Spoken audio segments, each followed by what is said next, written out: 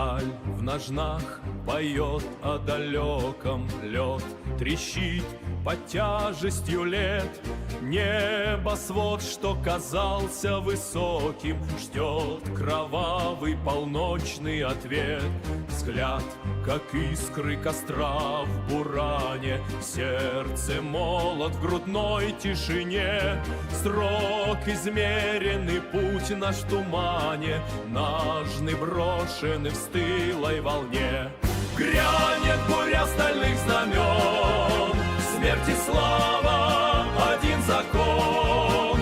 Там, где ветер сечет, лет мы сомкнем боевой венец. Зов земли в нашей крови горит. Каждый шаг наш гранит седой простор. Свой вершим мы сегодня приговор. Снег окрасится в цвет заката, твердь дрожит под ударом ста. Пусть запомнит седая дата тех, кто выше любого креста. Цепь времен в наших жилах бьется, гор небес над землей поет. Тот, кто пал в легионы, зовется, тот, кто выжил в бессмертие, идет. Грянет буря стальных знамен. 好了，这个听着我们的俄羅斯舞曲的有精神的開場，今天節目就這麼開了。許多人關切我的腰到底怎麼樣，我等一下再跟各位說。來，各位事務所的同學晚安，我是朱學恆，今天是2026年7月15號，這裡是萬事東事務所。我們今天要跟各位聊的是全球氫能大退潮，美國90億元的計劃喊卡，日本認賠出場，氫能死了，但是氫還活着，誰倒下誰倖存？現在到底要怎麼評估這個市場？希望各位可以好好思考一下。我們會講到電解槽、庫車、易華通、Plug Power、男子加氣站。各位同學準備好了嗎？我們要開始嘍！元素週期第一欄，燒盡千金夢未完，東瀛起早空手戰，西洋法管不留殘，巨潮萬座塵出落，灰氣九成綠作慣，潮退方知誰裸泳，這回潮水幾時漫。Impalable 說朱大文已經下單了，錢已經轉給你了。好，我等一下就跟各位講，先講這一集的緣起呢，是我們有一位忠實的聽眾，他想要投入氫能產業，他過去在幾年前就想要投入，但是剛好錯過這個機會，所以他就委託我做這個分析。我說我一定說實話哦，你各位，我不是要給你一個這個安慰，因為到時候你真金白銀投進去，你不能在這個產業退休，你到時候不要怪我。所以我接受了，他錢打過來了，我收到了，我花了大概2個星期左右的時間呢，做了完整的研究。那今天就要跟各位分享。那你各位呢，你們要做氫能投資，你就當做今天是一個科普，看看到底氫能的發展怎麼樣。別忘了，我們之前討論電能的時候有講過，如果你有很多的風光電的剩餘綠能的話，你其實應該拿來電解水，然後再拿來用電解水得到的氫跟氧，再做下一步的狀況。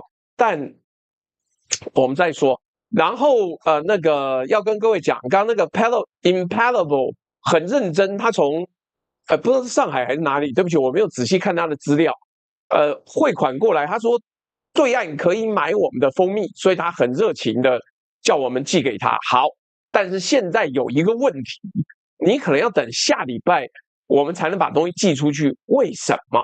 各位，開場就要講，今天呢，我從1樓搬了200公斤的水跟運動飲料到我們辦公室，幸好我們辦公室只有2樓，不然真的活活弄死我。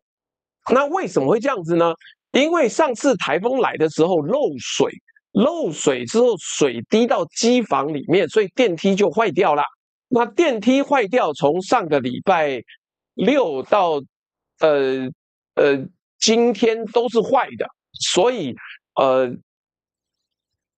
我跟你講，我這個人心很軟的，你怎麼可能叫快遞說把這個水給我搬上2樓？你也不能叫浩克說，你好不容易來幫個忙，給我搬200公斤東西上2樓，做不到啦。而且浩克之前就因為搬那個純味家的小菜搬到腰扭到啦，看腰扭到很痛苦的，他後來來辦公室都要上護腰，所以我說沒有關係，你不用擔心，你也不用退，我明天想辦法把它搬上樓。最棒的就是我今天去看電梯還壞的，我想說沒關係，我就硬搬，搬。各位記得膝蓋要彎，不要只是腰這樣子扶着，你要蹲下去再把它拿起來，然後用肚子扛着，夯不啷當也把200公斤的水搬上樓了。但我剛得知一個消息，就是今天修不好，所以本棟樓的樓上那些叔叔伯伯阿姨們很辛苦啊，已經有快5天左右沒有電梯可以坐了，我都沒辦法想象啊。好，簡單來講，為什麼要說這個你蜂蜜下定了，可是我沒辦法馬上出貨，是因為沒有辦法把那些貨從2樓搬下來呀。我今天順便去寄貨，是因為只有幾本書，因為我們在網絡上賣的書呢，我們在網絡上賣的書呢，就在這裡。這2本書賣的不錯啊，一個是簡商，一個是我們為什麼要讀書，為什麼要工作，2個都是好書。所以如果各位要買的話，你現在趕快下單。這個是我最近少數可以從2樓搬到1樓的東西，其他東西如果是從辦公室出貨，一律搞不定，就這麼簡單，一律搞不定。那來，這個網友說的沒錯，氫的利用跟商業規模目前是中國大陸最大，但我們就給各位看一個全世界的狀況吧，讓各位有一些基本的了解。先說2026年6月30號，美國工業氣體巨頭 Air Products， 中文叫做空氣化工產品公司，是全球的最大的氢气供應商之一。他正式宣布，路易斯安那州的蓝氫項目取消，不是暫停，不是延後，是取消。這個計劃當初規劃45億美金，蓋到一半發現成本失控，一路膨脹到接近90億美金。那已經實際砸下去多少錢？砸下去29億美金。所以新上任的 CEO 覺得說靠腰嘞，這個東西沒有辦法。新上任的執行長 Eduardo Menezes 看了賬本，一句話認賠出場。您想想看，29億美金是什麼概念？大概新台幣900億，夠蓋60座台灣楠梓的加氫站，蓋好再拆掉，拆完再蓋，來回30次。然後這還不是孤立，在線上一邊聽一邊查股價的各位，先把手放下來，數字比你想象的更狠。那 S&P Global 給了《金融時報》一個統計數據，2025年一整年，全球被取消的大型清潔氫項目就是 Clean Hydrogen， 接近60個。這些項目合起來呢，一年本來可以產出超過490萬噸的氫氣，什麼概念？相當於全球現在所有低排放氫產量的好幾倍，全部都沒有了，不做不蓋不進行。ExxonMobil 就美孚啊，它的德州 Baytown 藍氫項目，藍氫就是污染還好，那跟綠氫比起來，藍氫稍稍有一點污染，但當然沒有灰氫或者核氫嚴重。這個原來 Baytown 的藍氫項目是全美最大，2025年11月也凍結。執行長伍德斯講得很白，他說客戶不願意為清潔的氫付溢價，你比較貴我不買啦，我做了出來不賣，因為沒有人要買。那 BP 呢？英國石油砍掉英國的 H2 Teesside ArcelorMittal 全球第2大鋼鐵集團，連歐盟給的13億歐元補貼都不要了，25億歐元的氫能煉鋼計劃擱置。我知道有很多人5年前可能聽過說什麼氫能是終極能源，你現在內心會只說，所以之前吹的氫能經濟就這樣子嗎？就這樣。不好意思，現在的狀況就這樣。那但是等等，這一集我不會給你一個那麼絕望，說幹你啊，沒希望了，趕快大家快逃啊！沒有，氫能在目前是死了，沒錯，但是氫本身還活着啊。被判死刑的是氫能社會這個幻覺，氫能汽車滿街跑啊，家家戶戶用氫供暖啊，氫變成跟電跟石油平起平坐的能源載體。這個夢在2026年的今天，全球用超過1000億美元的學費啊，證明它不成立，不成立。但氫這個東西本身沒有死，氫還有很大很大的潛力跟希望。只是短時間恐怕不會是發電的主力。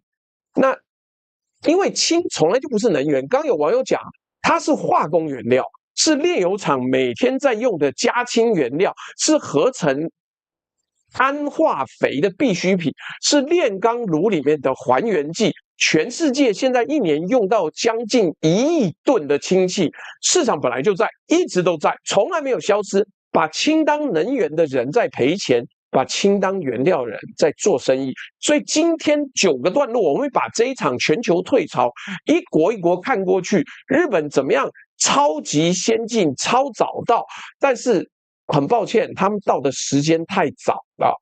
那美國怎麼樣子把管暫停？韓國是唯一的逆行者。歐洲怎麼樣子東防西防，防中國，防便宜，防傾銷，把自己弄死了，然後回到中國，你會看到製造霸權跟應用泡沫同時出現。最後回到台灣，我們去年12月才開了第一座加氫站，這個門票是接盤還是保單呢？就這樣子啦。先記住這句話，判斷一個氫能項目會不會死，不要看它簡報多漂亮，要看它把氫當做什麼，當夢想的死，當化學品的會活下去。來，我們要講最慘的就是日本吶！跟你講，日本很倒霉。日本本來 Mirai 未來這台車呢，是想要利用奧運發表出來，這樣沒想到遇到 COVID-19。來，我們把鏡頭轉到全世界最早喊出氫能社會的國家——日本。日本2013年呢，安倍政府把氫能寫進國家戰略。2017年正式版氫能基本戰略出爐。日本要當全世界第一個氫能社會，政府加企業10幾年砸下去的錢以兆計算，13年後2026年的成績怎麼樣？其實我們應該這樣講，氫能不是唬爛的，只是它短時間成為能源主體，真心做不到。那這個才是中肯的說法。來，2026年呢，豐田的 Mirai， 也就是未來的意思，是全球第一台量產氫燃料電池房車。2025年在日本本土賣了幾台？431台，不是開玩笑，431台。3位數，從2021年高峰的2464台，4年崩掉83%。美國市場更慘，2025年全美賣出210台，比前一年在腰斬。各位，你有一台油電混合車，豐田一年在全球賣1000萬台車 ，Mirai 占多少？小數點後面第4位啦。在線上家裡裝過熱水器的各位，來看下一個更貴的家用燃料電池，很乾淨，幾乎沒有碳排，還會產生水。ENE Farm， 日本政府當年的目標是2030年裝530萬套，現在呢累計50萬套，達成率不到10%啊！為什麼？一套上百萬日元，靠省下來的電費、瓦斯費，要15年才回本，15年哦。機器都到設計壽命了，不節能設備啊，這是慈善捐款。然後最有日本特色的一條路，既然本土沒有便宜綠電，那就去澳洲買。川崎重工 Kawasaki 啊，搞了全球第一艘液態氢能運輸船 Suiso Frontier。2022年真的從澳洲把液態氫運回神戶，技術上成功了，鼓掌。那但是商業上呢？澳洲那一桶用的是核酶制氢啊，是最髒的灰氢，要搭配碳捕捉才能洗白，氢气要冷卻到零下253度才能液化，光液化就吃掉3成能量。船運途中每天在蒸發1%到3%，也就你運100天，大概就全蒸發完了。所以簡單來說，這條供應鏈是用能量在運能量，運到日本剩下的部分連成本都算不平。所以澳洲上游呢，2025年收攤，川崎轉頭去簽更大的液氫船，核酶制氫死了，造船技術可以留下來續命。華哥說，我剛嘗試抖內超過10次都無法成功，你可以把你的抖內內容通通換成英文，這樣抖內就會成功。反正我也看得懂，我念出來，我還可以翻成中文。所以沒關係，對，我跟你講，所以第一個，我絕對沒有說氫能產業是騙人，但是短時間之內它是化工原料，它是 byproduct， 它不會是主流。那加氫站呢？這個日本哦，日本目標2025年哦，它原來要做多少？它原來要做2025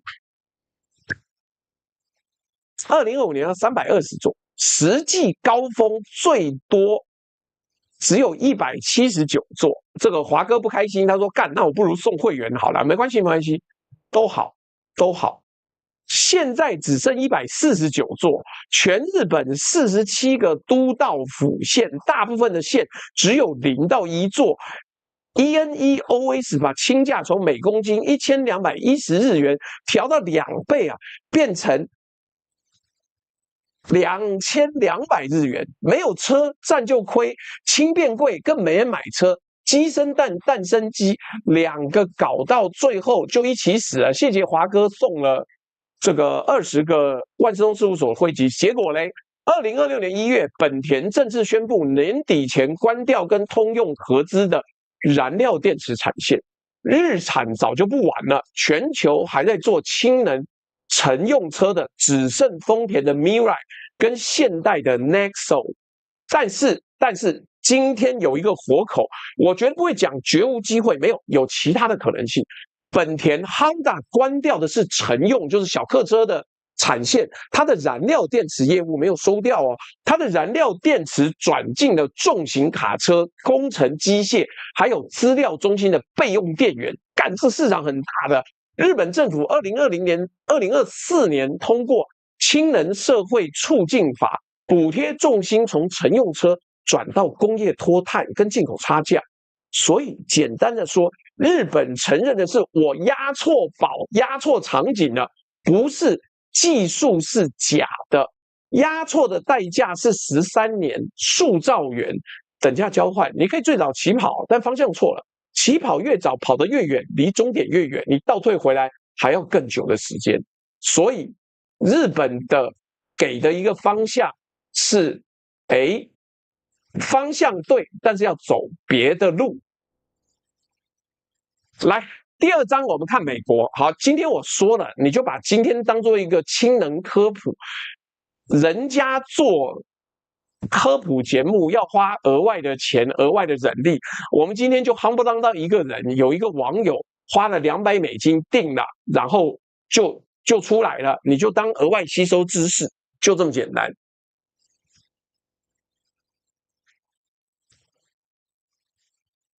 沒有啊，華哥的那個會員發出去，幹，怎麼底下沒有人收到？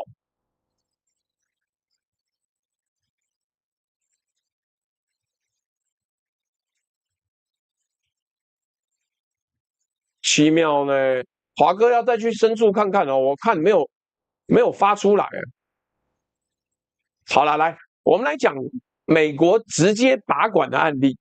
美國的氫能故事分成2幕，第一幕叫拜登的通膨削減法案 IRA， 綠氫每公斤最高補$3的45伏特稅收抵免， 70億美元蓋了7大氫能樞紐，錢像不用錢一樣撒下去。哦，秦明說他收到了，所以可能你發出去了，但是沒有顯示出來。然後第二幕呢，是2025年7月4號，川普又簽署了 One Big Beautiful Bill Act 大而美法案，45V 的開工截止日從原本的2033年直接提前到2027年12月31號。他是沒顯示，但是發下去了。但是華哥既然這樣，那就不開心。今天先不要，你要怎麼講？你直接留言就好，我幫你念出來，好不好？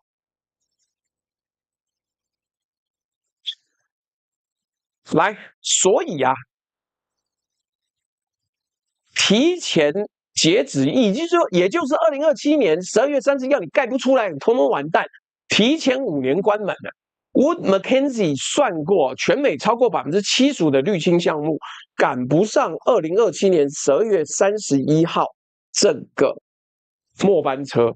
然後是7大氫能樞紐啊，2025年10月，川普就是支持石化能源的嘛，化石能源，所以全部砍掉了。能源部砍掉加州的 Arches 太平洋西北樞紐10億美金。一個12億，一個10億美金，都是純綠氫，都在民主黨州，留下來5個全部都包含藍氫，也就是有排碳，全部都在共和黨州。這不是能源政策，這是選舉地圖啦。當能源部說我們是基於項目成熟度所做的專業評估，你知道本台的規則，你就反向解釋。當局說是專業評估的時候，那一定就是政治考量，你就要打開選舉人票地圖對照看。果然，2026年2月，加州帶頭6個州告上法院。各位，你的股票賬戶裡面如果躺過美國氫能股的深呼吸，看企業端 Plug Power， 美國綠氫第一股，納斯達克掛牌20幾年，賺過錢嗎？沒有。1年都沒有。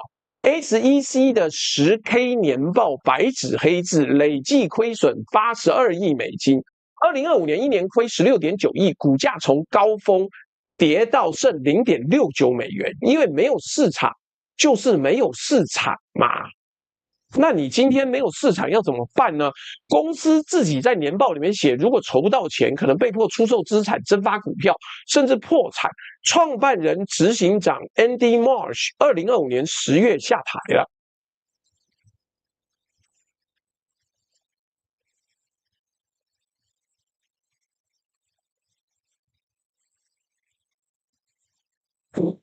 然後我覺得最精彩，加州的加氫站網路崩潰 ，Shell 殼牌石油2024年直接關掉加州所有加氫站，退出市場。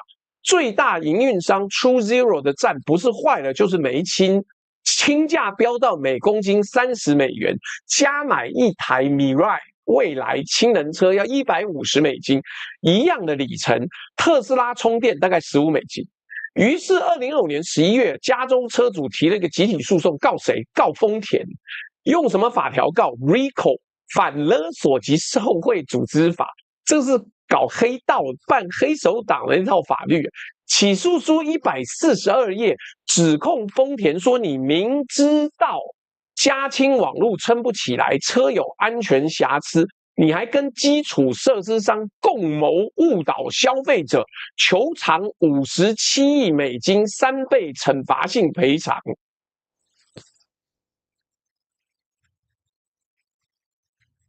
車主們給這個案子起的外號啊，叫做“氫能黑手黨”。謝謝華哥抖內的一個公車停在站門口，表示貼圖可以，其他可能不行。華哥就去喝個酒，不要太生氣啦。但是同樣的，美國也有活口，藏在最不浪漫的地方。被砍的是純綠氫的樞紐，留下來的5個樞紐呢，全部含藍氫、天然氣制氫加碳捕捉。為什麼？因為美國的天然氣便宜到流出來，藍氫的賬算得平。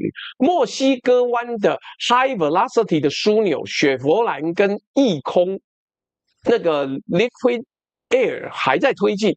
簡單的結論是，美國這一場退潮呢，政策只是把管，病人本來就死了，氫能本來在美國就沒有機會，綠氫成本5到7美元啊，灰氫只有1到2美元，中間那個缺口過去是納稅人在填，川普做的事情呢，只是把呼吸器關掉，說你這個本來就不划算，那讓物理跟會計說話。剛有網友講，川普難得講的是符合科學的東西，對。因為科學終將勝利，只是這次勝利的方向是讓幻覺破產，沒辦法，沒辦法。好啦，謝謝華哥。那華哥說，大家可以幫忙按讚，因為華哥今天送了會員，卻沒有人收到，非常的無奈。乙姨說到了，壞掉龍酒說，請支持橡膠還原劑單人阿爾巴老豬並按讚分享加群熱推購買商品，也請問老豬祝福打氣，謝謝。Mr. 阿卡赛子說，先小抖個目標來小搞搞晚餐。這個卡哥每天都是自己做晚餐呢，他每天搞得還很複雜，我覺得這個真是男人只要一閒就會自己做菜。來支持九哥使用橡膠還原劑單人阿爾巴豬大活動，請各位網友別吝嗇按讚、手機熱推，有餘力者煩請點選下方置頂連結，移駕至阿宅福利社選購精選商品，謝謝。還是謝謝華哥送了30個會員，也謝謝蔡兆和的抖內，希望你身體趕快康復。哎，我跟你講，等等，我這邊在講第3章之前，我先跟各位講，第一個，雖然之前我們已經賣了一波了，但是固態科的這個電池是真的很好，像這一個是我最近開始換用，它還有獨立的液晶顯示，就是你哪一個入口哪一個出口有多少電壓，還要充多久，我覺得很棒。所以各位去買我們置頂連結的佳美能所代理的固態科，這個是15號 Model 15，我覺得很不錯。日本研究的氢能現在就是商業模式不可行啊，他申請了一大堆的這個利潤，專利，但最後沒辦法。那也許將來等到我們能源又上漲到一個新高度的時候，氢能就可以了啊。我剛跟各位講，這邊我剛發現我用 Uber 叫的那個超級市場的東西啊，整個訂單被取消。我希望當事人沒事呢。因為通常整個訂單會這樣被取消，我只有一個經驗，就是他出車禍，所以整個沒有啊。我知道啦 ，Demon 套說豬大這個還是落後，我已經用了1年多，你不要講，我手上這一款都是跟代理商要來的這個舊產品，這是2024年版的，你現在去買是更新的，25跟26年的，但它是好東西。這個東西是好東西，而且重量可以接受，它好像是15000還是10000毫安培，可以接受。你的手機大概可以充滿2到3次，讚。那好，我們繼續往下講，希望那個 Uber 的快遞員呢沒有受傷，因為整個單子取消，我過去的經驗就是出車禍，所以沒辦法。來，我們接下來講，但不對。韓國竟然是全球唯一的逆行者，對，這是行動電源，就是你們講的充電寶。來，現在來一段反直覺的，全世界氫能車市場一片哀嚎。2025年上半年全球 FCEV 的銷售量還在年減27%，但有一個國家逆勢暴衝，韓國。大韓民國真的很了不起啊，各位，你們不要小看大韓民國，大韓民國真厲害。現代汽車第2代 Nexo， 我希望那個快遞員沒事啊，但是整個訂單取消多半是出車禍，所以根本沒得講，所以我就算了，我明天再訂。來，現代汽車第2代的 Nexo， 2025年6月上市，3個月賣出6767台哦，是第1代同期的4倍。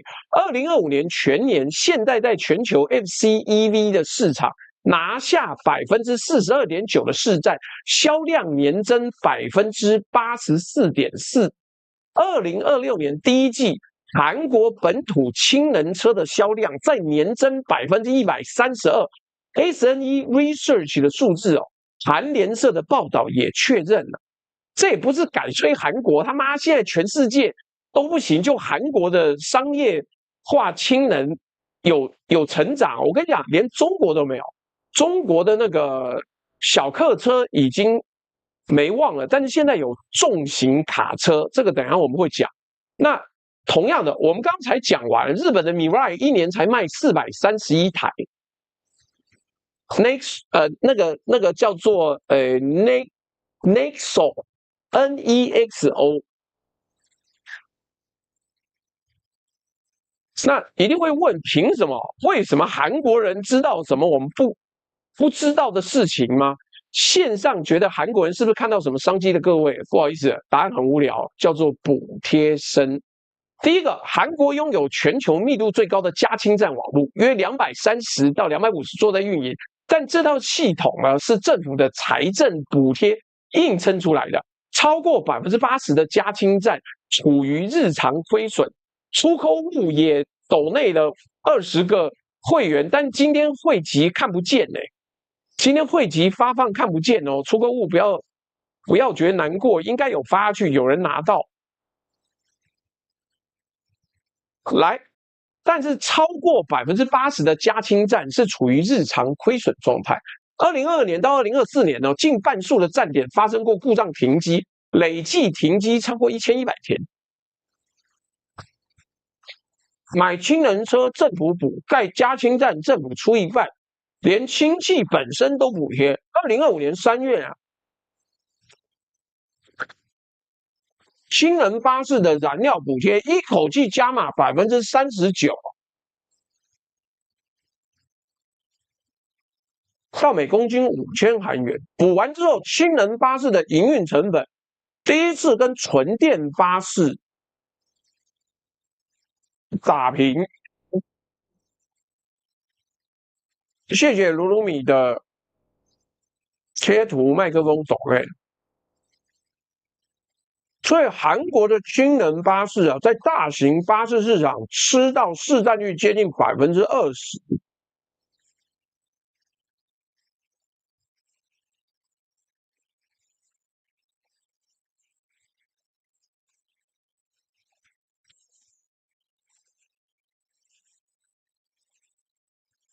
這不是市場的勝利，這是財政的勝利。等價交換，韓國買到了全球唯一還在成長的氫能車市场。代價是納稅人在幫每一公斤的氫付錢。然後2024年12月23號，中州出事了，各位，一台氫能公車在加氫站加氫的時候爆炸，3個人重傷，其中一個站務人員眼部重創，4天後釜山一座加氫站起火。2025年10月，江原道一座制氫工廠再發生致命的爆炸。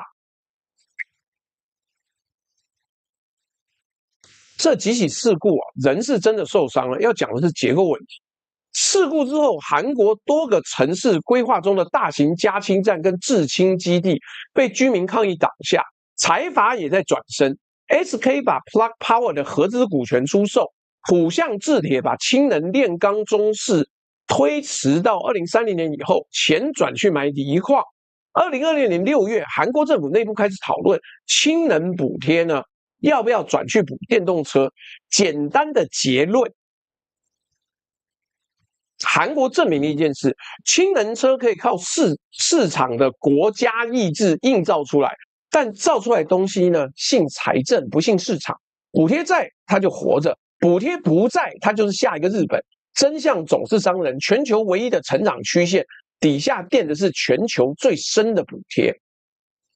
那你說別的國家怎麼樣？歐洲，歐洲的問題就是防來防去，防來防去，防到最後自己掛了。歐盟2022年推出 Repower EU， 目標寫得雄壯威武。2030年本土生產1000萬噸氯氫，再進口1000萬噸、2000萬噸，需要大概40 GW 以上的電解槽。2025年年中，現在哦，歐洲實際在運轉的電解槽有多少？0.57 GW， 達成率1.4%，幹比台灣的綠能跟太陽能還要糟糕。剩下來98.6%在哪？在簡報裡面啊，只有 PPT 而已，好不好？它是屍體只在 PPT 裡面。歐洲宣布過的電解槽規劃管線加起來超過600 GW， 聽起來很多，對不对？但是最後真正通過投資的、開始動工的不到7%，不到7%，剩下的3%呢，全部是 MOU 備忘錄啊，就是我有一個夢想的文件版。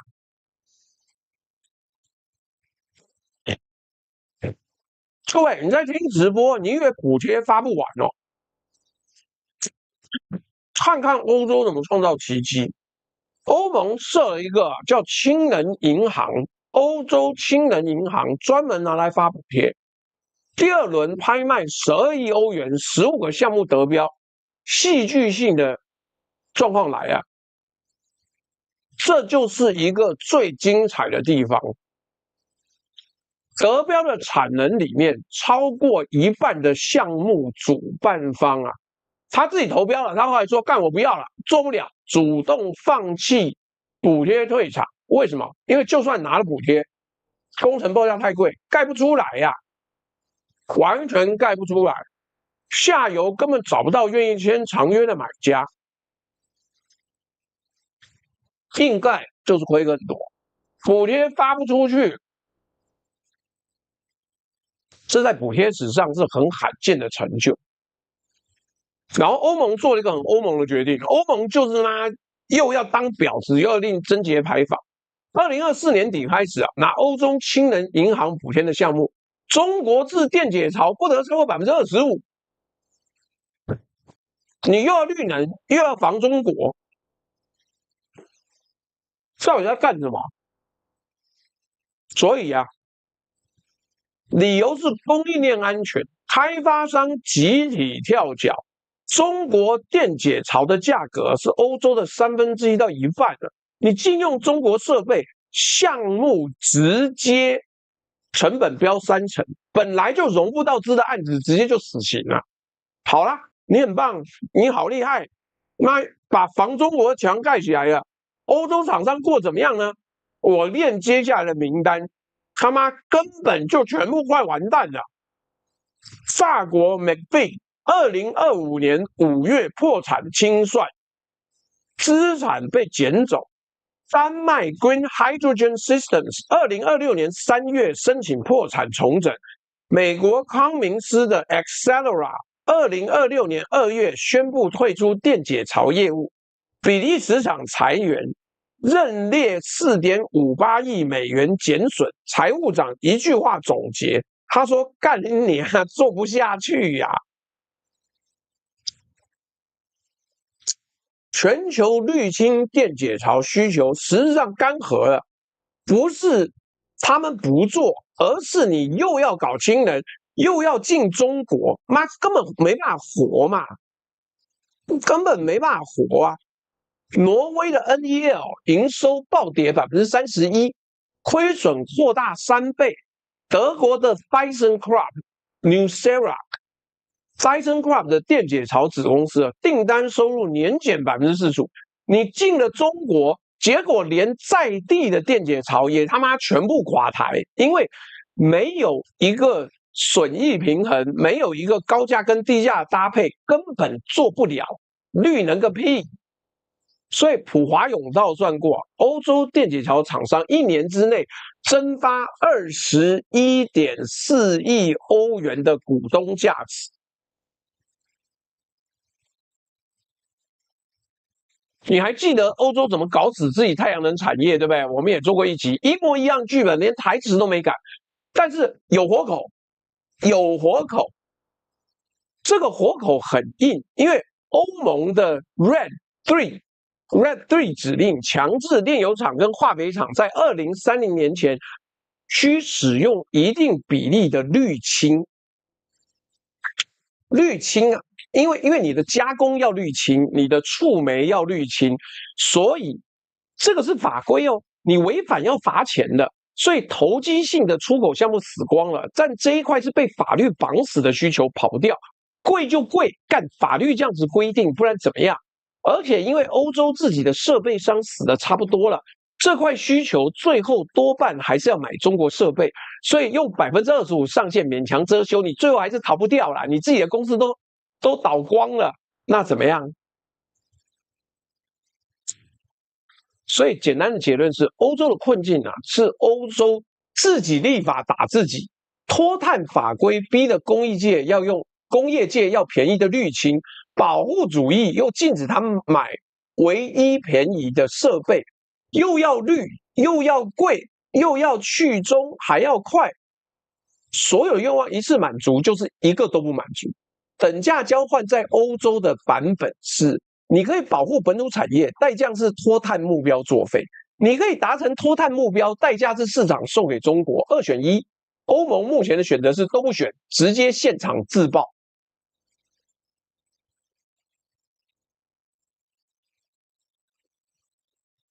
來，各位，你對於中國的市場如果很好奇，中國大陸市場絕對存在，但問題是實際運作的狀況沒有想象中那麼好。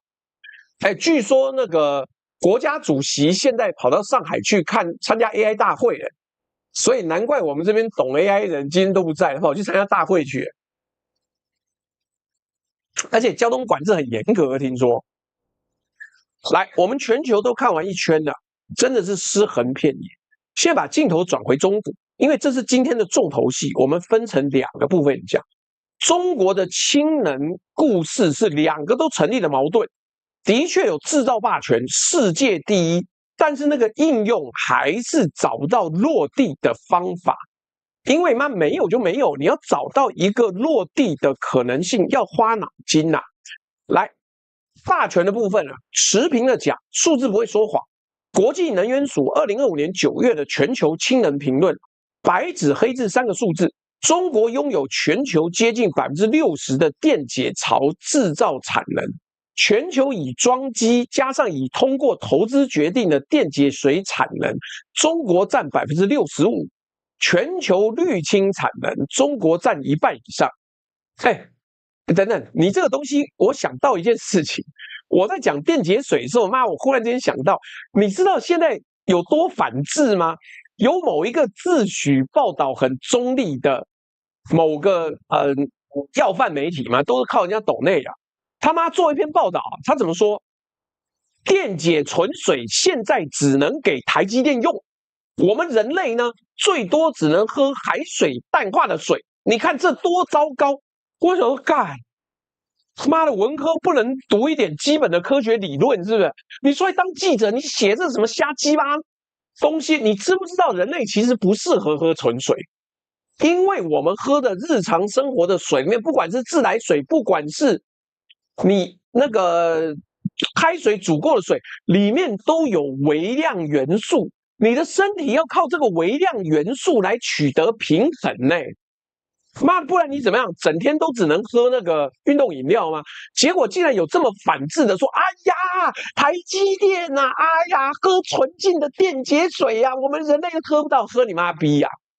看，這真是媽反智到了一個極限。對啊，江秋令說還好是昨天講 AI， 不然媽今天講通通都跑去參加大會去了。所以人類要喝的就是要有礦物質的，你他媽不讀書還要出來影響別人，微量元素很好笑，好吧？你一輩子就喝超純水，你看你會不會死？來啊，我們拉回來，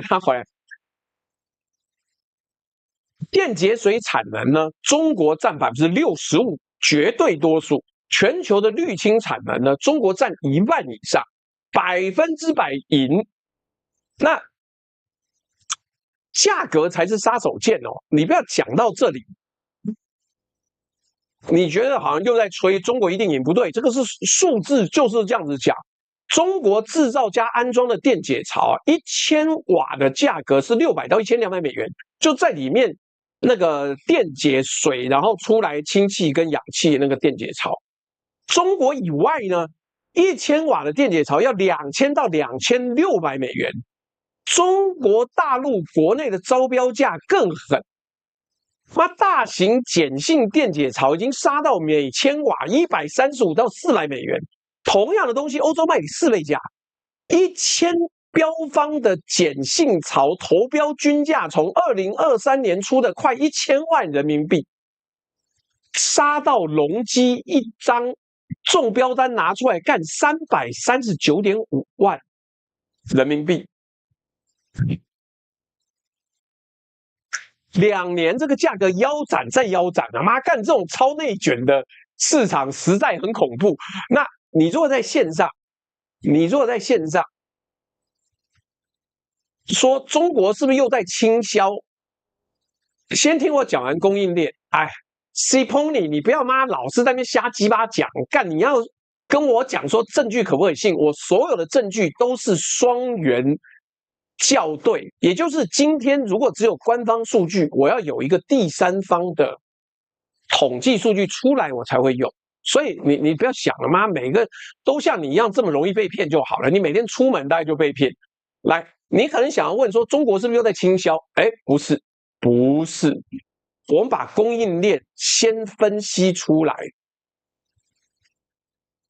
我影像很清晰啦，而且我影像夠清晰。你他媽是要多清晰？又不是看4K A 片。我長怎麼樣？這是因為我用濾鏡的去濾倍的關係啦，不是因為其他什麼原因，就不重要，沒有人會在乎我長得模不模糊啦。來，所以我繼續往下講。中國的濾鹼工業用了40年的鹼性電解技術，供應鏈是現成的，再加上光伏跟電動車兩輪產能戰爭練出來的內卷肌肉，複製到電解槽上面就降維打擊了啦！你根本沒辦法跟他打。在聽直播做製造業的各位，這個劇本你們熟到會背啊！政策點火，資本蜂擁，產能暴衝，價格血戰，對手死絕，勝者為王，剩下來就是王了啦！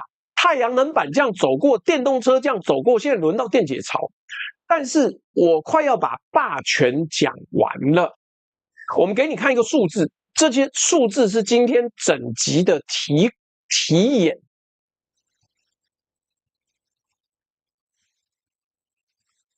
題眼是什麼？中國電解槽名義上的總產能呢，含規劃是58 GW 一年，但中國一年電解槽的真實招標量只有3 GW， 只有3 GW。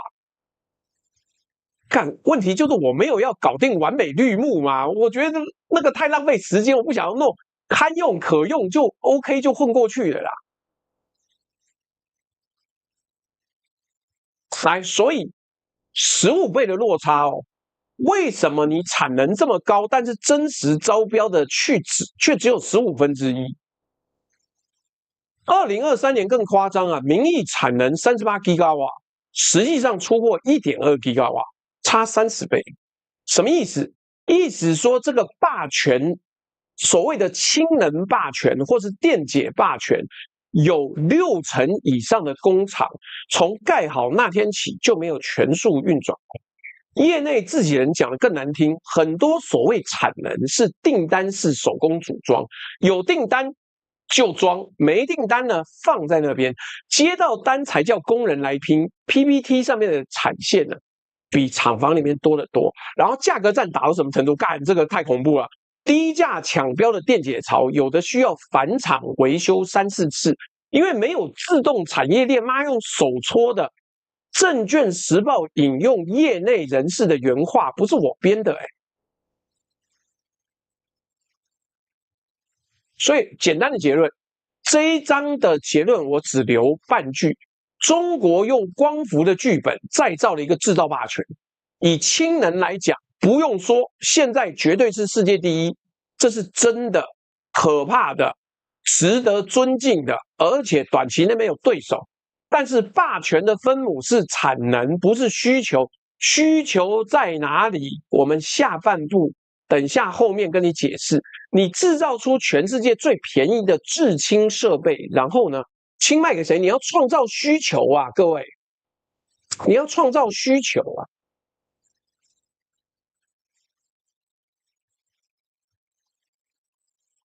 來 ，Sylvia Chang 說他趕上了，也謝謝出購物今天又抖內又送了會員。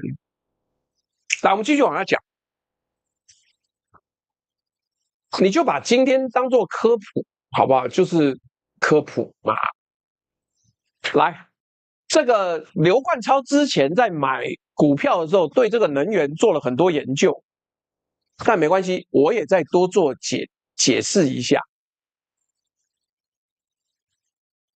我們來檢驗一下中國氫氣的成色是什麼？這個是今天科普領域呢科學成分最高的一章，但是最傷人。所以如果你期待我說中國萬歲，不好意思，不是這樣子。我先跟你解釋中方現在的氫氣是什麼樣子，是什麼做的。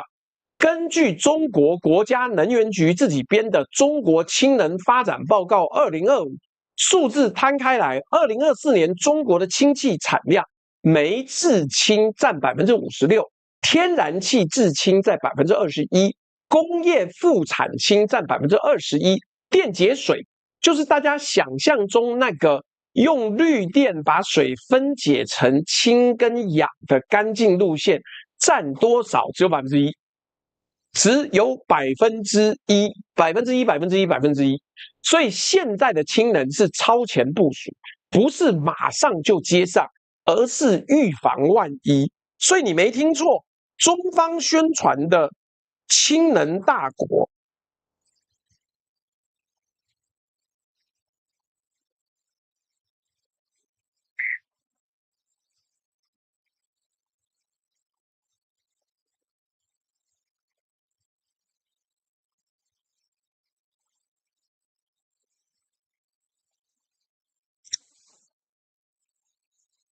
氢能大国是未来，而不是现在就马上派上用场。但100公斤氢裡面，中国大陸現在98公斤是化石燃料做的，其中56公斤直接來自煤。全球平均還是以天然氣為主，中國是全世界唯一以煤為主的氫氣大國。因為煤便宜啊，每公斤7到15塊人民幣就做出來，綠氫呢要21到40塊人民幣，2到3倍的價差，所以當然不可能現在就搞一大堆氫氣。所以你如果听到這裡，你覺得哎呀，可能只是起步慢，也不單純是，沒有這麼簡單。1%的狀況是要看現在的綠氫示範計劃做得怎麼樣，看看旗艦中的旗艦吧。新疆庫車中石化全球最大光伏制綠氫項目，它就救援那邊的太陽能，我就在那邊做綠氫裂解，預計產能1年2萬噸。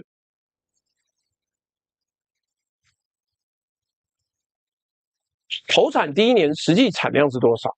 中石化報自己，中國石化報那是他自己的媒體，自己文章寫的，累計產氫超過7000噸，設計2萬噸，做出7000噸，達成率35%。為什麼？為什麼？物理原因，不是陰謀。光伏發電是波動的，太陽下山就沒電，而傳統鹼性電解槽在改進技術之前，最怕就是電力忽大忽小。它只要那個 load 那一個負載低於3到5成，就會開始波動，溫度失衡，氣體互竄，安全連鎖直接停機。簡單講，便宜的槽配上波動電，兩個湊在一起就互相傷害。所以以目前的狀況不妙。接下來。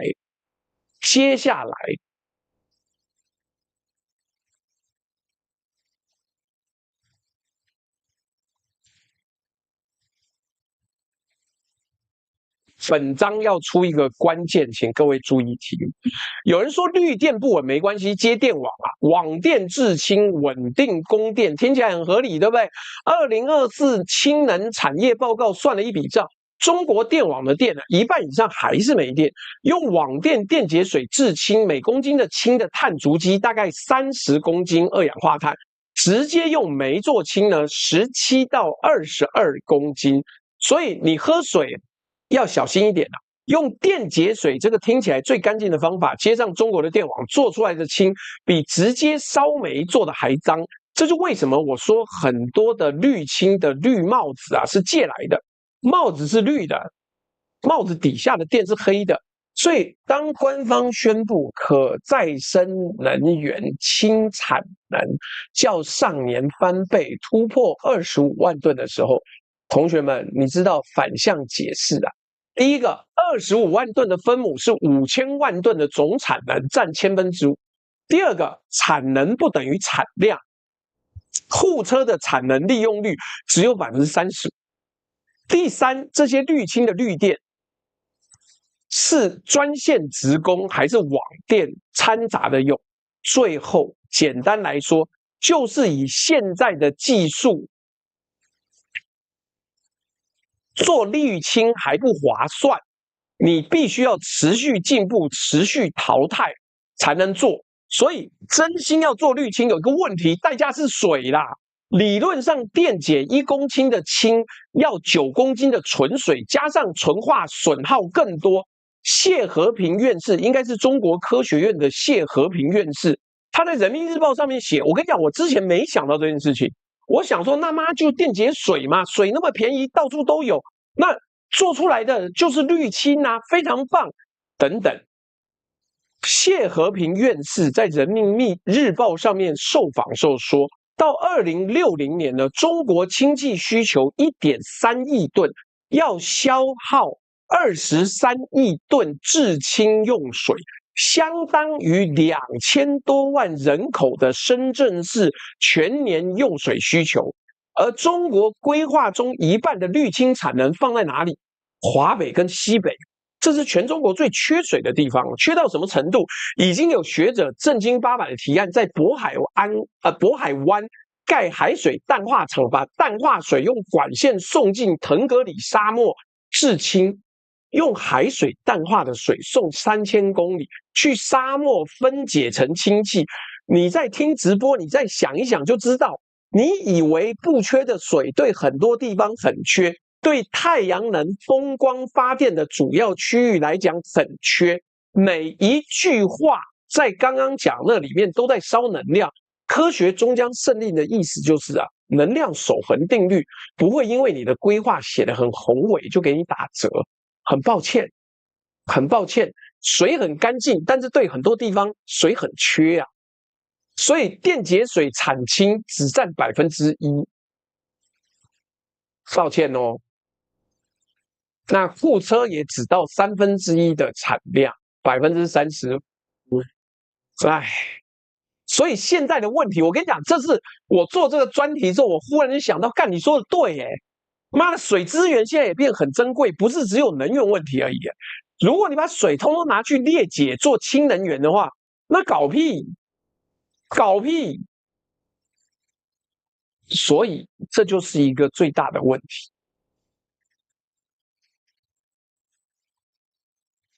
粉用西藏水呢，就要拿雪水融化，那可能就更有爭議。但是我們先不管，我的意思說，這個東西你今天如果聽直播沒有很認真聽，你只要記住這件事情。以後你想要做綠氫，你要電解水製造氧氣跟氫氣的時候，要記得水資源後來變得很珍貴。來，我們講完氫是什麼做的，來講做氫能設備的公司過得怎麼樣。這一章呢，如果你是做股票對岸的股票的，請把筆記本拿出來。這張講的是財報，先看龍頭叫易華通。易華通，中國氫能第一股，科創板加港股兩地掛牌，燃料電池系統市占率曾經全國第一。它的成績單，2020年虧2252萬，2021年虧1.62億，2022年虧1.67億，2023年虧2.43億，2024年營收3.67億，年減54%。虧損4.53億，虧損金額比營收還要大。上市以來累計虧損超過11億人民幣。2025年的初步財報顯示，虧損還在擴大，連虧6年，年年擴大。而且注意一個更恐怖的數字，它的應收賬款最高的時候是17億，比整年營收的4倍還要多。什麼意思？東西賣出去的錢收不回來，錢卡在哪裡？錢卡在以獎代補這條鏈上。我把這一條價值鏈說一遍，各位數下幾個環節：中央財政示範獎勵撥給陳士群，陳士群4年上限18.7億，但要車輛實際跑滿里程，部委聯合審計核銷之後才發，流程通常要2到3年，然後地方政府轉發給整車廠。整車廠付給系統商，系統商付給電堆廠，電堆廠付給材料商，6個環節，每一環都在。你等等，你不能把電極插海裡哦，你別忘了海水並不是純水哦，海水有一大堆的鎂，一大堆的氯，你電極出來，搞不好會產生氯氣，會爆炸，會中毒啊。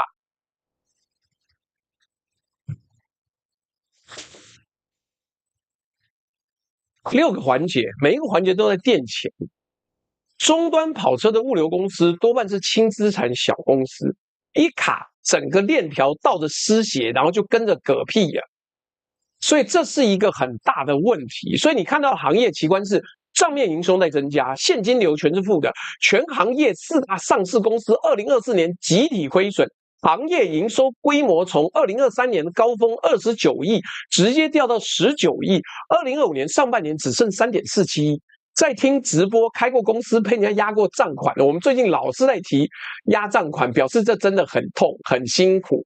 那來，你們最懂這種痛，不是沒生意，是生意做超多，失血越快。線上做投資盡責調查 due diligence 的各位，接下來這一段要仔細思考哦。行業泡沫潮最近開始出現了。什麼泡沫潮？市面上冒出大量新創公司，簡報的第一頁都長得很像。核心團隊源自美國、日本、加拿大燃料電池大廠，繼承某某100年技術，海外協同，聽起來就貴。我不點名任何公司，我講一段公開的產權史。講完，各位自己判斷。幹，小內給走邊，蒸餾海水呢，自研又有水，那你要怎麼加熱呢？那需要電呢，需要能源，加熱完還有廢熱的問題。你的鹽要怎麼丟？你的那個熱氣要怎麼丟？不是就這樣來，所以。我們講一段真正發生的事情了。美國 UTC 聯合技術公司做過阿波羅登月任務的燃料電池那一家，它的燃料電池部門真的存在，叫 UTC Power。2013年賣給一家叫 ClearEdge Power 的公司 ，ClearEdge 拿到手1年多，2014年自己申請破產。然後韓國斗山集團在破產拍賣裡面用多少錢買下全部核心資產？3240萬美元。對。人類登月級的燃料電池技術資產包，一台 F-16戰鬥機一半的價錢，整包就被韓國人抱走了。現在叫 High Action。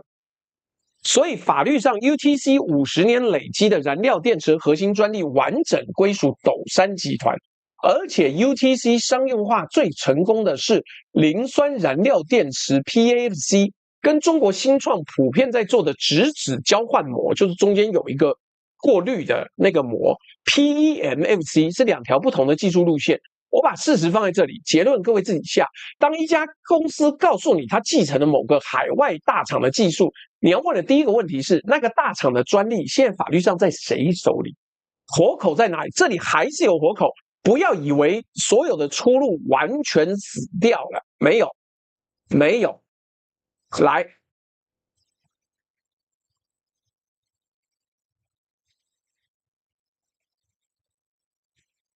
講完血統神話，我們公平講真本事。這個行業的示範期錢不是白燒的，燃料電池的系統成本從示範前的每千瓦15000元降到現在2000到3000元，降幅超過80%。核心零部件的中国大陸國產化率從不到10%，現在超過90%。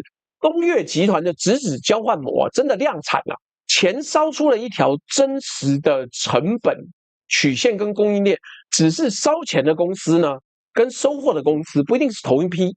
江山代有才人出，一代新人換舊人，前浪死在沙灘上，後浪踩在他們身上。簡單的結論，這條賽道的終局，業內共識是5到10年之後，就像電動車一樣，它只會剩3到5家，活下來的條件很簡單具體。第一個，核心材料必須自產，綁定主機廠，有出海的能力。你3個都沒有的，你說什麼海外協同，那都一點意義都沒有。你把別人的鋪穩啊，別忘了，你說海外協同是那些公司都倒了你拿來當做自己的家譜，這兆頭不太好吧？來，還沒完，接下來呢，要讓各位覺得還有一些機會，因為倒了太多公司，所以現在外銷有很多機會。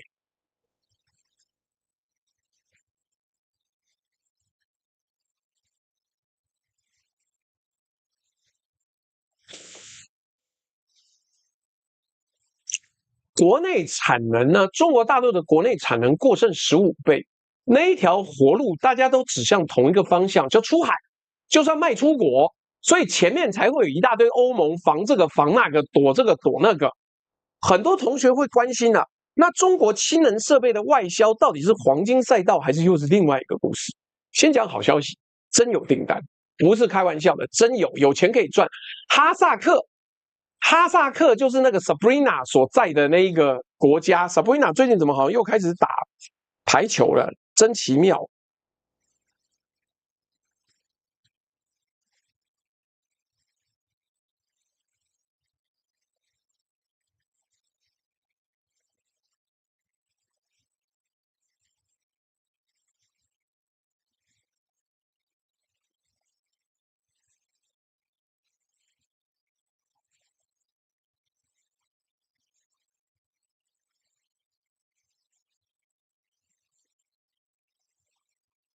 喲，真不錯。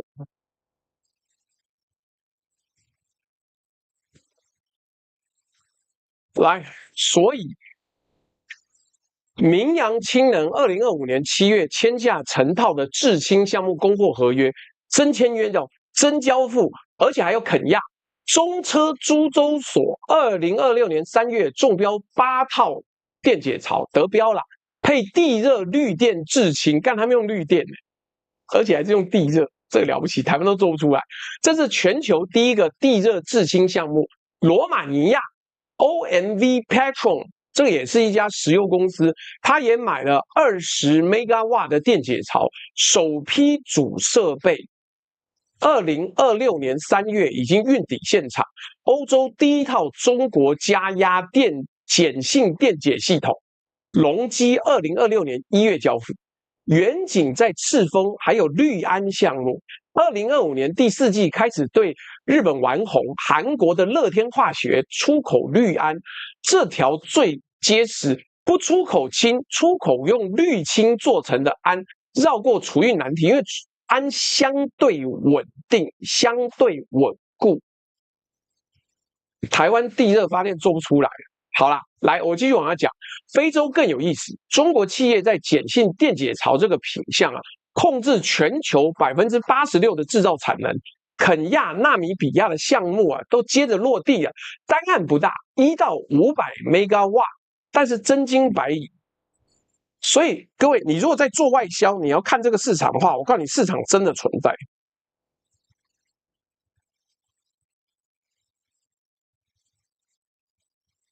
但是很遺憾的是，它的單子小，框架協議滿天飛，落地交付論台數。就是1台2台而已。可是它是機會，所以再講壞消息，後面又被攔截了，攔截什麼東西？第一個，歐盟的25%上限，我們前面講了，他現在還要追加什麼叫源代碼安全審查，把電解槽的控制系統當成國安審查對象。第二，美國 OBBBA 的 FEOC 條款叫外國關注實體項目裡面呢，中國零部件超過門檻，聯邦稅收優惠全部取消，等於直接鎖門。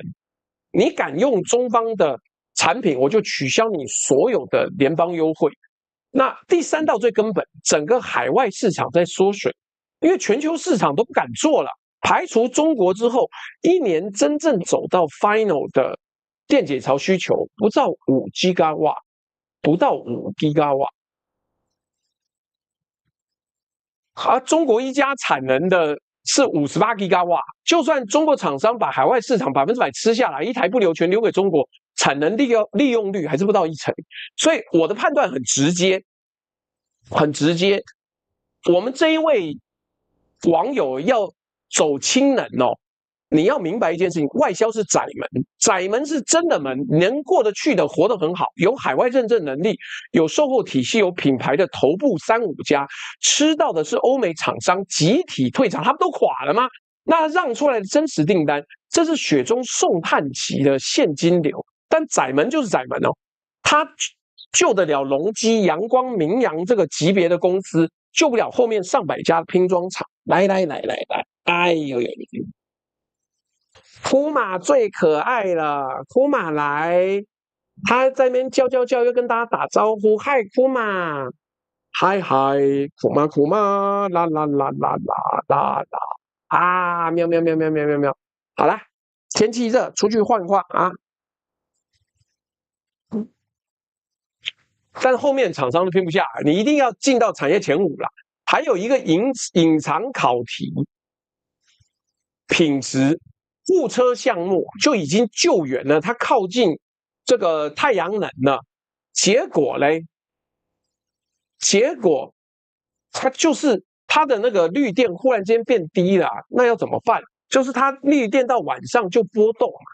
那海外買家也都看到了。很多國外項目的採購合同裡面，動態功率控制條款跟電堆衰竭保證越寫越嚴，就是你不管怎麼樣，你要能夠接受我的電力上下波動，你不能一波動你就無法裂解、無法制造氢，不准。所以中國廠商被迫從賣便宜大槽變成升級成鹼性加 PEM 過濾膜。混配標配快速響應電源，就是你可能還要附上電池，快速響應，啾。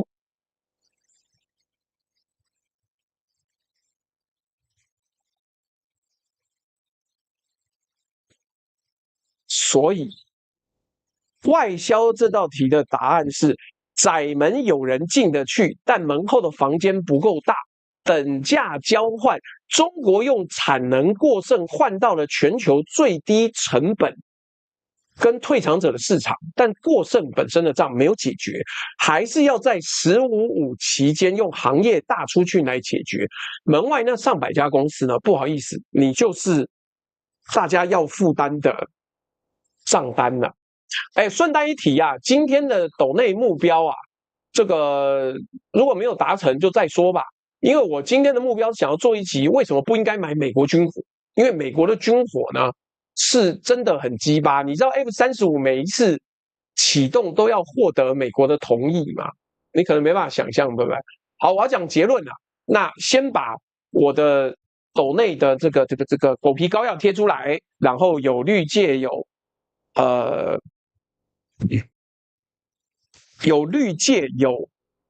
Sylvia Chang 說太久沒給庫瑪跟喬巴罐罐，我跟你講，最近他們被我養壞了，因為我在家餵他們的時候，他們一直都吃那個凍乾雞肉凍乾，結果嘞，凍乾餵太多，媽幹不吃一般的那個乾的，氣死我！好，謝謝 Sylvia Chang 小姐姐抖內，那所以。我講到這裡，今天答案很簡單，全球的氫能的確在退潮，中國的兩極化發展也是事實。我們最後面來分析一下，有哪些倖存者，台灣到底有沒有可能往這個方向走？我簡單講，機會以台灣來講，機會太低了。任何人跟你講台灣要做氫能，你就要洗洗睡啦。你又要抗中保台，又不要對岸的產品，你還想要做氫能？對不起，沒有。所以我開場的時候講很簡單，氫能死了。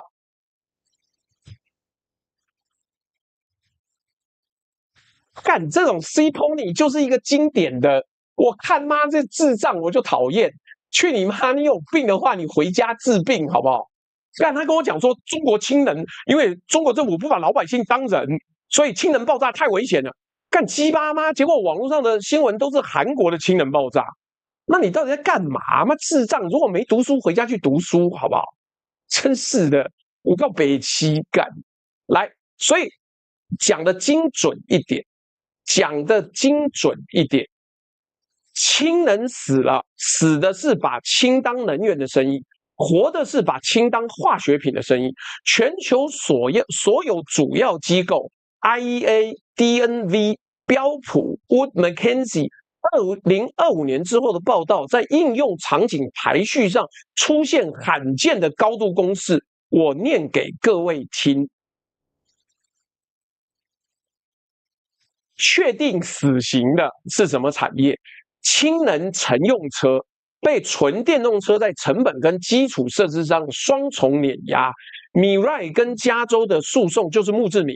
家用氫供暖，用綠電制氫再燒掉取暖，效率只有熱當的2-3成，物理上就是繞遠路。你莫名其妙繞一圈在幹什麼？有病是不是？所以主流政策圈判定為偽命題。這兩個場景，不管誰再來跟你募資，都是舊傳票，不要投這兩個，聽懂嗎？不要投這兩個。哎，不是啊，你知道不是我罵好。是你好歹有他媽一點證據好不好？本台講科學，如果你有很多中國大陸氫能爆炸的資料，你貼出來，我們來查證。結果你沒貼出來，你說我覺得、我以為，所以到處爆炸，幹你當媽中國大陸在做氫炸彈是不是？結果爆炸的不是歐洲的，就是大韓民國的，要搞什麼？來，所以。倖存者的氫產業的名單有4個，每一個都有條件、有代價、有時間窗口。本台接受定制之後，我要把這個講明。第一個，化工跟煉油的灰氫取代，全世界一年本來就要用接近1億噸的氫煉油合成氨、合成甲醛，這個市場不用創造，它已經存在了超過半個世紀。把灰氫換成低碳氫，就是藍氫。是替換題，不是創造題。所有機構把它排第一，因為會減少你的碳排，然後讓你的那個企業社會責任 （corporate social responsibility） 變得比較正常。那條件是什麼？碳價或是法規強制啊，沒有棍子，沒有人換啊，沒有人換。來，再來綠色鋼鐵，歐盟 RED III 給煉油化肥的綠氫配額是法律。2030年是大限，跑不掉。ArcelorMittal 擱置的是自己蓋氫廠，就是這家大煉鋼廠是不再自己蓋氫廠，不是不用氫，條件是歐洲人的這個法律不要再轉彎，不然你想要賺他錢，你每天光是配合他們瞎雞巴弄，你就吃飽了。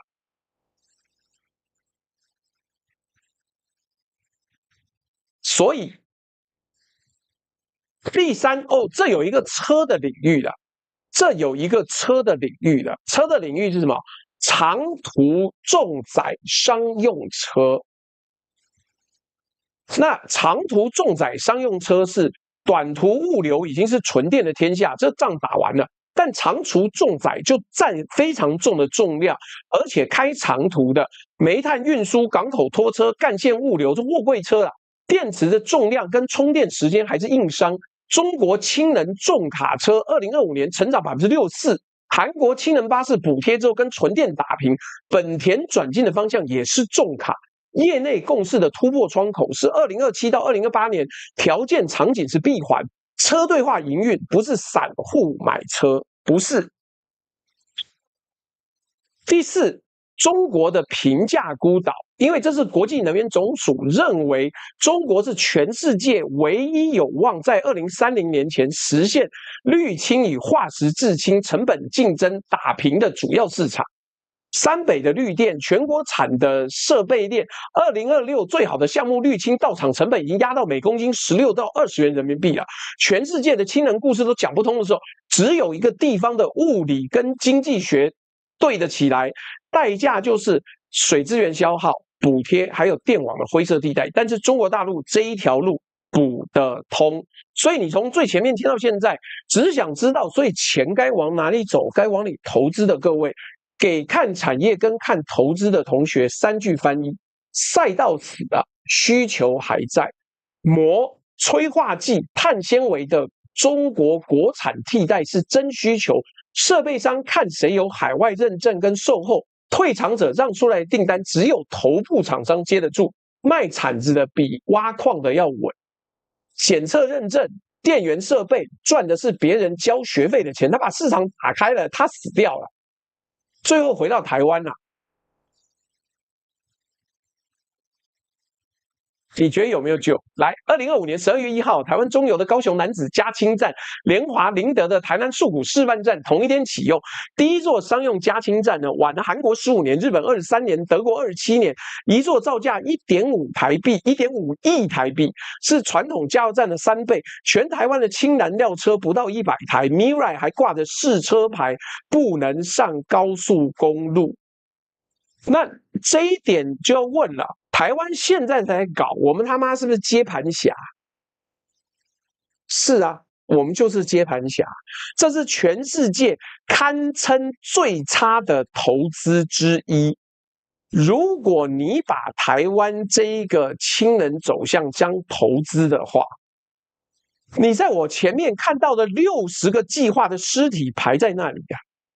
台灣唯一的需求就是我們98%的能源靠進口，海運只要被封鎖7天，全島的能源系統就完蛋。中央大學氫能研究中心講得很清楚，台灣做氫做的不是減碳生意，是能源韌性。如果有一天必須靠本地綠電、電解、制氫來維持基本社會運作，這個技術跟基礎設施你平時不養，暫時就沒有。但我可以告訴你，小弟是中央大學電機系畢業的。我告訴你，這個所謂的氫能研究是狗屁。為什麼？因為沒有國家能夠在平時投注這麼大、這麼不划算的經費來裂解氫，只為了暫時那14天、30天能夠氫能發電。我問你，你他媽裂解了除哪裡？你除了之後發電設備裝哪裡？一年只用1個月啊！每次還有開戰的時候才用1個月。難道中共包圍台灣是1年包一次，還是1個月包一次呢？所以簡單來講，台灣簡單說，現在這個狀況呢，你在台灣講要發展氫能哦，不是股票，是保單。保單的特性是什麼？沒有投資報酬率，根本賺不回來，他甚至不會成功。他買的是 worst case scenario 的一條活路。但是我告訴你，以這樣子的需求，在台灣的 worst case scenario 根本走不出來，沒有結果，想都不要想。所以這些話不是唱衰，是保單條款，我要告訴你啊。所以真正該罵的不是買保單，是把保單當成發財夢來推銷的人。如果有人還告訴你氫能是台灣下一個護國神山，你把這一集轉給他，讓他從第0章開始看。最後的簡單講法，今天要做完了。3句話。第一個，真相總是傷人。全球已經交了1000多億美金的學費，證明氫能社會是本世代最貴的集體幻覺。第二個，科學終將勝利，能量守恆不接受補貼啊，物理不看簡報啊，把氫當夢想的人賠光了，把氫當化學品的人還在做生意。第三個，等價交換。日本用13年換了一個教訓，美國用政治換了一次退場，韓國用財政換了一條曲線，歐洲用理想換了一場自爆，中國用過剩換了一項霸權，台灣呢？想要用保會換一條活路，每一方都付了代價，沒有人例外。氫是宇宙裡面最普及、最多的元素，但宇宙沒有必要替你付賬。潮水退了，才知道誰沒有穿褲子。而氫能這片海最殘忍的是，潮水從來就沒有真的漲起來過了，好不好？所以啊，我今天的內容到這邊結束了。各位如果要抖內的話，1元不嫌少，100元不嫌多，今天就當大家快樂分享。所以我也最後要告訴跟我下訂單的這一位網友，投資氫能要小心。我剛講過，做化學品可以，但是如果要做能源的話，可能要做20到30年。你把它當做退休的方向，或許可以，只要國家補貼沒有結束都好。但國家補貼要結束，那就是另外一回事了。來 ，KJ 說，忽然想起去年大阪萬博有特地到日本氫能館待了3個小時，用 ChatGPT 慢慢翻譯它的說明。囊括什麼呢？有生活家電、運輸通勤、重工機具。如果不懂的，大概會覺得未來氫能是一個大方向。但我看完覺得氫能用途也太多，是的確很多。一方面，日本会不會壓注太大？而且這個夢幻泡泡可以吹多久？殘酷現實的實行成本根本無法下放大眾。但現在就是這樣子，現在就是它可以是重要的工業原料，但是要單純的、天真的想要讓它發電，真沒辦法。台灣做除氫設備的有嗎？不成熟，很抱歉。所以怎麼辦呢？我只能講說，各位輕輕鬆鬆的往下走。那可是很遺憾的，光補貼要等很久。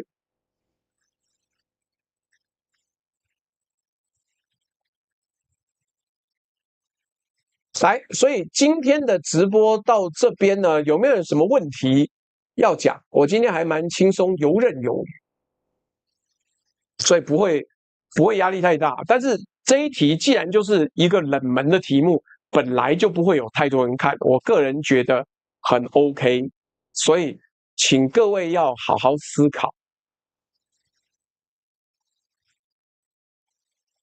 氫氣不是大鋼球啊，氫氣是大圓筒吧？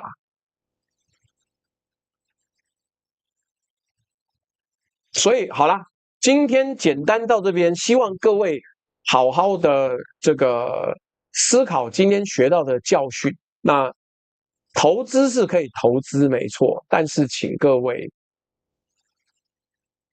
不要太孤注一擲，因為它就是一個很有可能的泡沫，好嗎？來，最後投票時間啦，耶！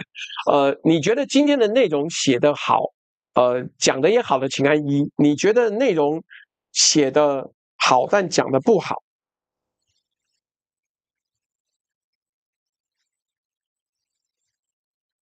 請投3。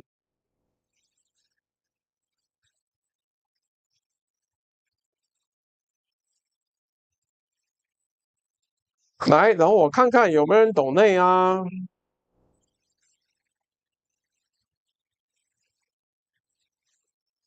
哦，這個是有一位老網友什麼喵，他說我今天再來抖一個，小抖一個，全網唯一會抖的博主，朱大加油，謝謝你的支持。這一位網友不知道是誰，他說他用了些 AI。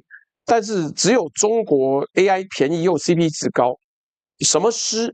但是我建議你要思考一件事情，就是我們現在已經在討論說，單純 token 便宜是不是真的就便宜，還是他如果比較笨，讓你一直繞圈，你會不會浪費比較多？那個 Palantir 的老闆就在那邊瞎雞巴講，罵很凶啊。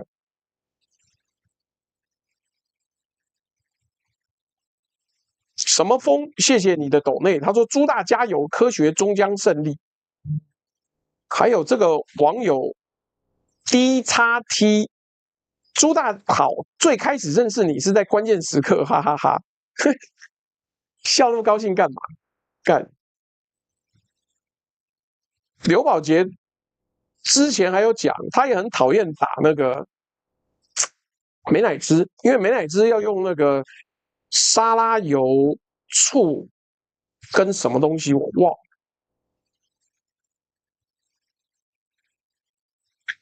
所以他覺得很煩。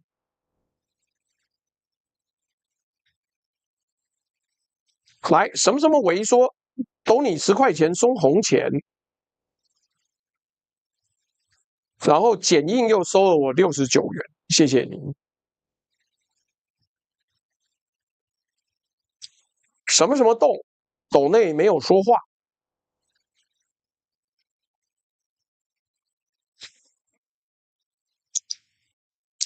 什麼什麼志是 YGC 6968抖內。這我都忘記我有沒有念過哎。星期一晚上的抖內我可能念過了。什麼什麼窮啊？對，念過。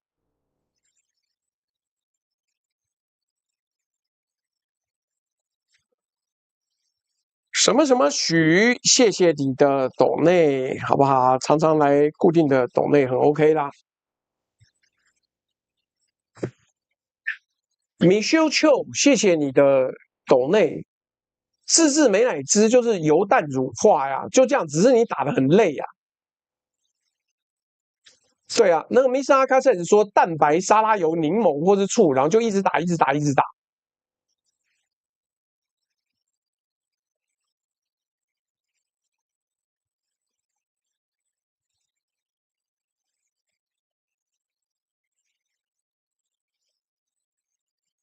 还有沙尤卡塞，我对核聚变、核融合，我其實很有信心的。你們為什麼每次都罵人家說是騙局？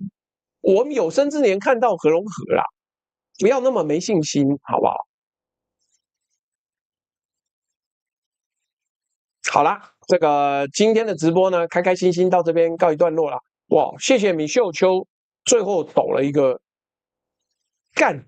劉冠超，你說為什麼打得很累呢？現在有電動攪拌機，你覺得劉寶傑小時候家裡做那個早餐店的時候是有電動攪拌機嗎？當然沒有，好不好？真是的。好了，今天就到這邊，我們就在俄國舞曲之中跟大家說拜拜。